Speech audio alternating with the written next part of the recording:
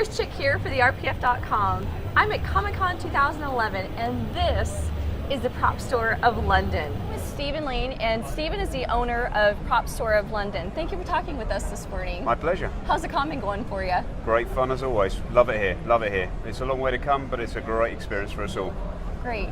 So tell the folks at home a little bit about yourself and how the Prop Store of London came to be.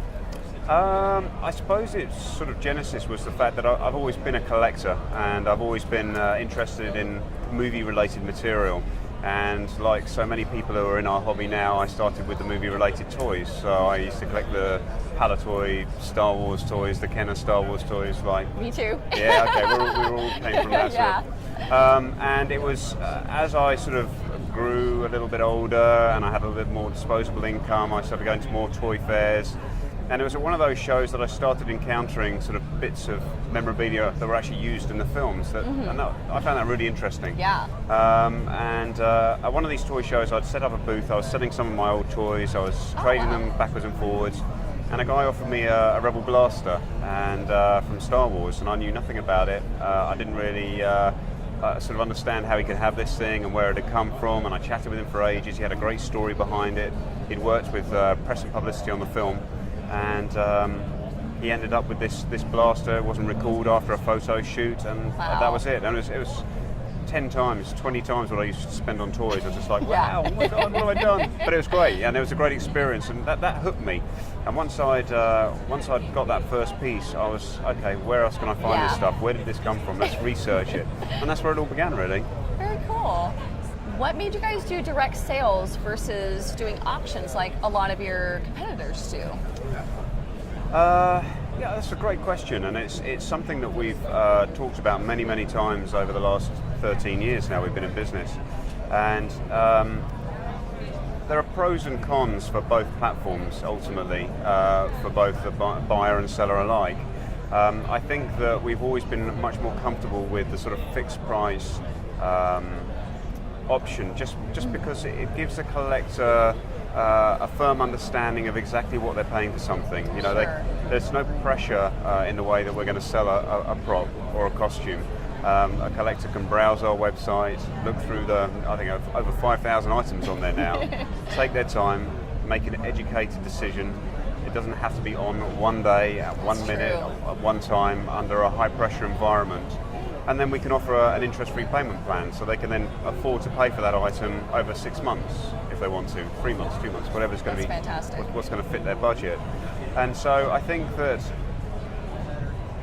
there are opportunities for us to work within the auction environment, and we have done in the past when we've worked on promotions for specific productions throughout the last 12, 13 years. We've held numerous online auctions, which are great, and they're great for promoting a specific release, home entertainment or theatrical. We've tied in very successfully with a number of production companies and distributors, and we will continue to do that. But we're quite specific about the sort of material that we want to work with. We know our client base very well. They know us very well. We know what they like. We think we know what they like. And I think that as other property becomes available that suits us and works with our business model, then we will move forward with that. Whether or not we'll go on and look at a sort of more advanced auction platform at a later date is something we will continue to deliberate. Right now we're very comfortable with what we're doing, and we like to think that the people who come and browse our website and interact with us like the way that we do business. And the way that we do it is very different. You know, we're not just a straight retail. So many people who've worked with us over the years and become good friends with us and great clients understand that we're not just about selling the item. We have our own company archive. We're also interested in developing and building our image database, and we scan a huge amount of ephemera and stills and work with crew guys who don't have any physical proper costume assets, but they have a great deal of knowledge, a great deal of information that gets relayed to us, which is exciting stuff. And we're trying to preserve as much of that now as well as the physical prop and costumes. Now, what are some of the pieces here today? Because usually I know Prop Store has your own collection here. What are some of the pieces that you guys brought this year to Comic-Con? Well, we've got a mix of materials. Some of the company, you're talking about the company collection material? Yeah, the company collection. Okay. Well, we have the C3PO head, which is the C3PO mask, which is a beautiful item. Yeah, it's gorgeous. It's a piece that, after much discussion and persuasion, Mr. Sansweet very kindly agreed to relinquish to us.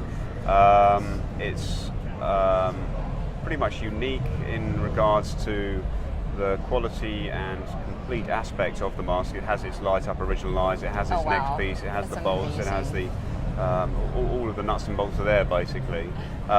Sadly, the one thing we haven't been able to do with that particular piece is screen match it, because during the production process, during filming, they would use a dulling down spray, they would distress the head. That got polished back and cleaned up a long time ago when nobody cared about trying to screen match, and in fact screen match didn't even exist then. And so, but it's a beautiful item, and that's a stunning piece. Yeah. We bought one of the droid heads from the Black Hole that came out with us. We shipped a number of pieces over from the UK and also from the collection in the States as well, out in Chatsworth. We've got a number of those pieces here as well. And I think a couple of the pieces we're most excited about bringing out, not company collection pieces, but the Uhura dress from the original 60 series.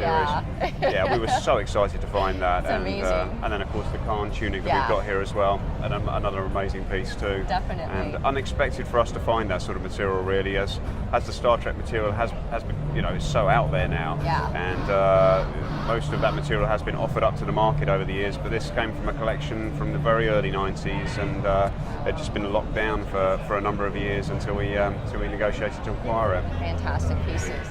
Have you guys considered your own reality show? No. Well, yes. We must have been pitched a dozen times now to both the UK and the US offices, and it's greatest respect for anybody who would like to go down that route. It's just not something that we want to do. The people that we work with to acquire items from, they like to work with us in a discreet manner.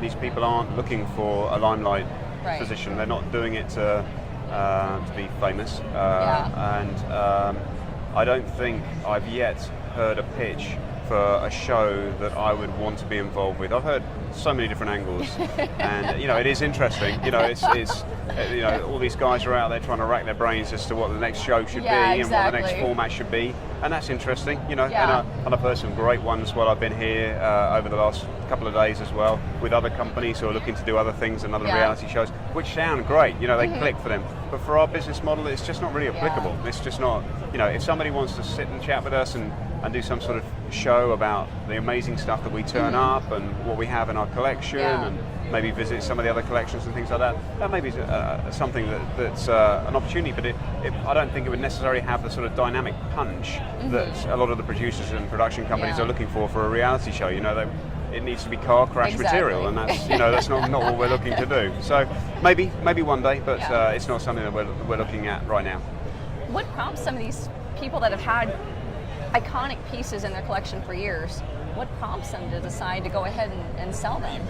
Oh, I think it's generally speaking a change in circumstances. So getting married, getting divorced, moving house, retiring. I think there's also so much money involved for some of the material, certainly now. Definitely. By comparison to where we were when we started, it's the difference in values now that increased so dramatically. And so, you're talking about big numbers for very rare items, and that's also going to be a motivational factor. And again, as I say, when we first started the company, I couldn't afford to spend that sort of money. I had to roll it around, reinvest it in the company just to keep us going, pay the payroll, pay the overheads and everything else. Whereas now, we can negotiate a little bit stronger. And I think also the other beauty of building our corporate collection, our company collection, and my personal collection, and Tim's collection, and Brandon's collection, is just that when we go and see these people and talk to them, they get us. They understand that we're not necessarily just looking to flip this for another buck. Sure, some stuff we've got to sell. We've got to pay those bills. Absolutely. And we're very open. But it's like when we acquired the Nostromo model miniature a couple of years ago. We talked to the guys very frankly and said, look, if we're going to buy this isn't something you're going to see in auction next year. This is something we're going to spend a long time restoring. and preserving and giving it a home. And Right. now it's on display in our showroom, fully restored, Grant McCune design. What an amazing job they did! Absolutely phenomenal job. We interviewed, I don't know, half a dozen key model shops in the LA area for that job, and those guys just sailed on through and really they loved it. We loved it. So I think that that has a big part of it as well. It's we're passionate about this stuff. We love this stuff, and when we talk to people, hopefully they understand that, and that I think that helps a great deal. Absolutely. And be sure, I know you guys have done a whole series of the restoration of the Nostromo, and we have that up on the RPF, correct? Yeah, absolutely. Yeah, I think it's been very popular. You guys have had a great thread running on that. I think everything is now posted up about the Nostromo. I don't think there's any more information to come. Anybody who wants to see it is welcome to come to the Chatsworth facility and take a look at it. But yeah, the RPF have done a great job of actually hosting that as we've been posting it up, and I think all those guys and girls who follow the RPF have enjoyed reading it and watching the video. Absolutely. So, last question: if you could only keep one piece oh my God. from your collection, what would it be and why? That's a tough one, isn't it? Yeah, that is a tough one.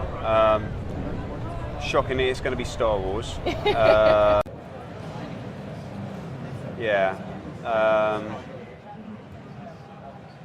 I'll give you two pieces. Okay, give me two pieces. All right.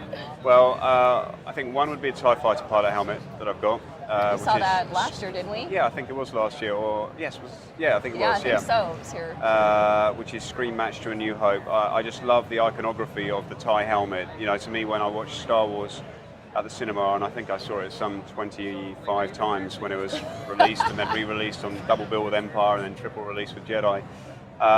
They were like an enigma to me. They were a mystery. I mean, who are these guys? What is that? I just loved it. I loved the style. The design of them was just awesome. And so when I managed to acquire that particular helmet, I was just bowled over, because they're hard to find, TIE Fighter pilot helmets. Stormtrooper helmets, if you really, really want one, you can probably get out there and find one if you're lucky. TIE Fighter pilot helmets are a little bit different. They're trickier. So I think that would probably be one of them. And the other is I have a beautiful Y-Wing model miniature, which is about 2.5, 3 foot long from A New Hope. It's one of the three that tear off and down into the Death Star trench in A New Hope, and it's actually the first one that Darth Vader's fighter attacks as well, which is cool. It's screen matched. It's a beautiful item. It's a scratch built ILM model miniature, and I love the model miniature stuff. The model miniatures are just awesome. A dying art. It's something that unfortunately, maybe in another 10 years. I know. Maybe they'll stop making them completely. We have seen a little bit of a resurgence of interest in people actually building and working with those again. So maybe not. Hopefully not. Yeah. But the Y-Wing miniature as well is just an awesome item. An awesome item. So Y-Wing, TIE, I don't know, something like that. But God forbid that should happen. So there's a fire. You're grabbing those too. Yeah. We don't use the F word ever. No. The F word is. We're all fully insured and prepared, but nobody likes to talk about that. Can't replace those things. No, that's right. Yeah. Well, Stephen, thank you so much. I appreciate it. No, it's a pleasure. It's been great chatting with you. Thanks for your time. And this is Star Wars Chick for the RPF.com.